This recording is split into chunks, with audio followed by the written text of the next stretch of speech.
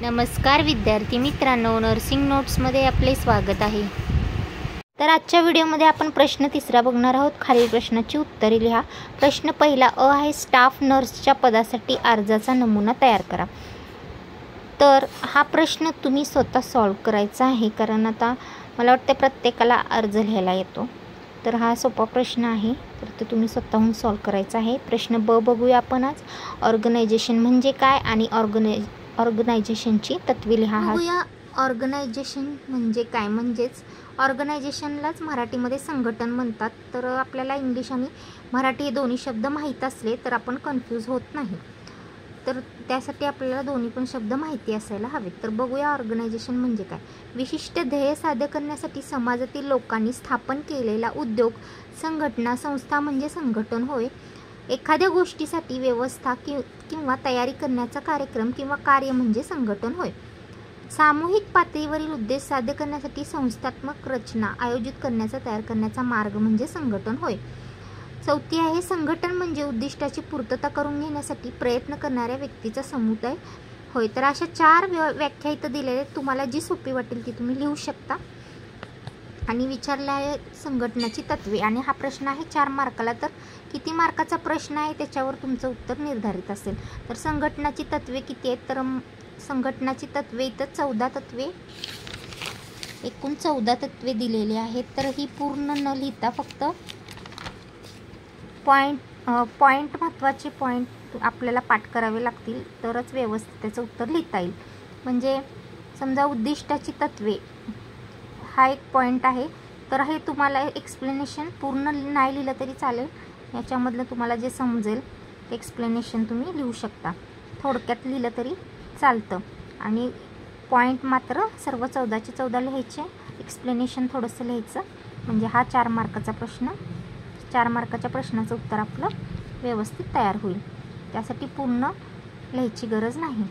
तर बघूया उद्दिष्टाचे तत्वे। संपूर्ण व्यवसायासाठी तयार केलेला एक सामान्य उद्दिष्ट आणि ध्येय उद्दिष्ट साध्य करण्यासाठी संघटनाची म्हणजे संस्थेची स्थापना केली जाते। विविध विभागासाठी स्वतंत्र उद्दिष्टे तयार केल्यास परस्पर विरुद्ध निर्माण होऊ शकतो। ते टाळण्याकरता प्रत्येक विभागासाठी समान उद्दिष्ट ठेवल्यास त्या दृष्टीने विकास साधता येतो। दुसरा पॉईंट आहे स्पेशलायझेशनचे तत्व। प्रत्येक व्यक्तीला त्याच्या ज्ञान, कौशल्य आणि पात्रतेनुसार कर्तव्य व जबाबदारी सोपवली जावी। त्या कुशल व्यक्तीकडून ती जबाबदारी सातत्याने पार पाडली पाहिजे। त्यामुळे संस्थेचे उत्पादकता म्हणजे दर्जा वाढतो। तिसरा पॉईंट आहे समन्वयाचे तत्व। कर्मचाऱ्यामध्ये समान हेतूच्या पूर्ततेसाठी कार्य करण्याची प्रेरणा निर्माण झाल्यास उपक्रमातील विविध विभाग, अधिकारी आणि कर्मचारी यामध्ये समन्वय निर्माण होतो। योग्य समन्वय साधल्यास कर्मचाऱ्यांचा संपर्क विकसित होतो। समान अभावी विविध विभागाकडून वेगवेगळी उद्दिष्टे निर्माण होण्याची शक्यता असते।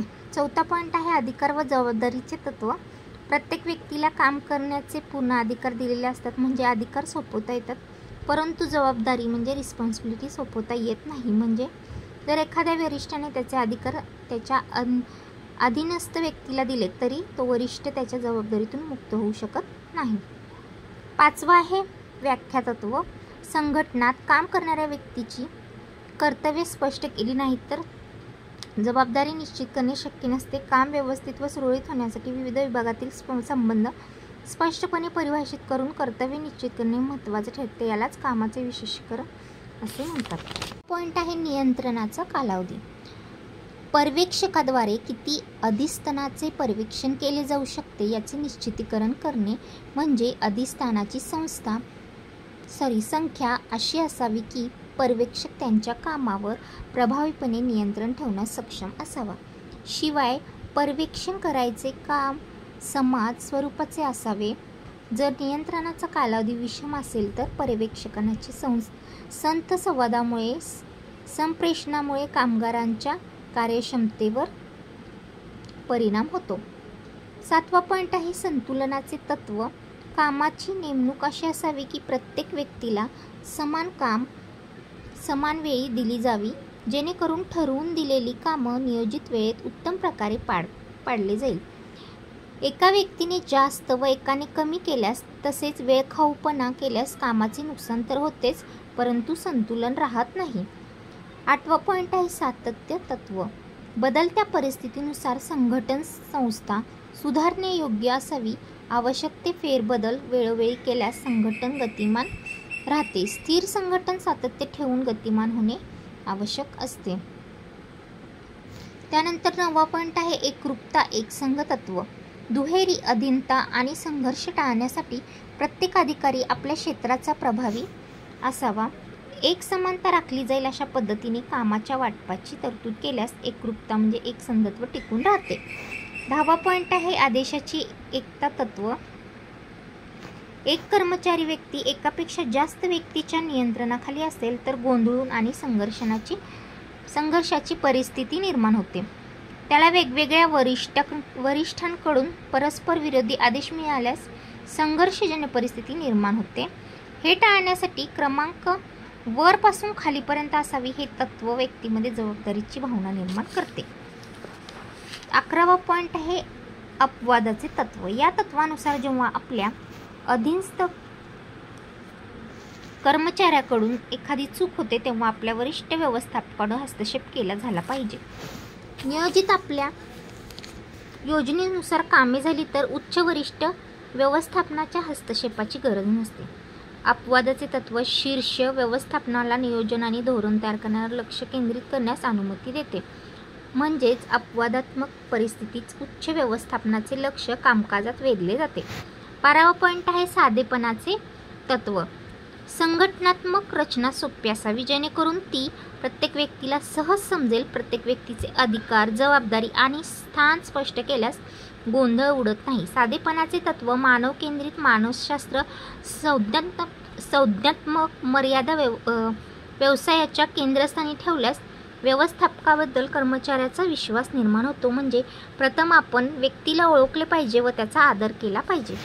13वा पॉईंट आहे कार्यक्षमतेचे तत्व.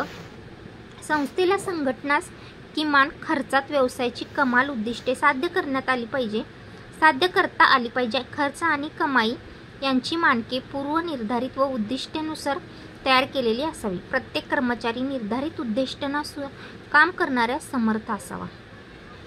14वा आहे स्केलर तत्व. हे तत्व वरपासून सुरू होणाऱ्या निम्न स्तरावर जाणाऱ्या पर्यवेक्षकाच्या नेमणुकीचा संदर्भ देते. म्हणजे प्रभावी आणि कार्यक्षम संस्था संघटनासाठी स्केलर चेन महत्त्वाची असते. तर हे 14 पॉईंट दिले आहेत तत्वांची.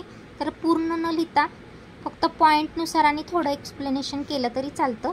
मी इथे तुम्हाला सगळं डिटेलमध्ये फक्त वाचून दाखवलं आहे. तर तुम्ही ह्याच्यातले तुम्हाला जे सोपे पॉईंट वाटतील ते तुम्ही काढायचे आहेत किंवा पाठ करायचे आहेत आणि लिहायचे आहेत. तर पुढील प्रश्न पुढच्या व्हिडिओमध्ये लवकरात लवकर तुमच्यासाठी घेऊन येणार आहे. तोपर्यंत माझ्या चॅनलला लाईक, शेअर, सबस्क्राईब, कमेंट करायला विसरू नका. थँक्यू.